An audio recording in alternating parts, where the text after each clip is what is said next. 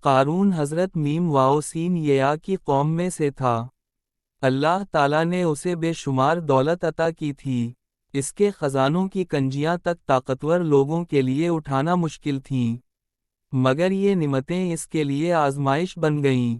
قوم نے اسے سمجھایا کہ اللہ کا شکر ادا کرو، نیکی کرو، غریبوں کی مدد کرو اور غرور نہ کرو۔ مگر قارون نے کہا، یہ سب مجھے میرے علم کی وجہ سے ملا ہے۔ وہ اپنی دولت اور شان و شوکت کے ساتھ لوگوں کے سامنے نکلتا تاکہ سب اسے دیکھیں۔ کچھ لوگ اس کی دولت دیکھ کر حسرت کرتے۔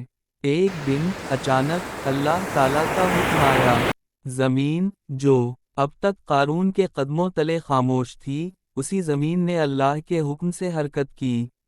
پہلے قارون کے قدم زمین میں دھنسے، پھر آہستہ آہستہ اس کا جسم، اس کا محل اور اس کے خزانے زمین میں اترتے چلے گئے۔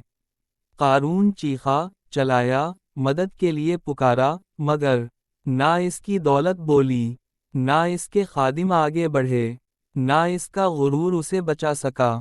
وہ جو کہتا تھا، یہ سب مجھے میرے علم سے ملا ہے، آج اس کا علم بھی اس کے کسی کام نہ آیا۔ قارون کا انجام یہ اعلان بن گیا کہ دولت اللہ کی امانت ہے، مالک نہیں۔ تکبر انسان کو بلندی سے پستی میں گرا دیتا ہے۔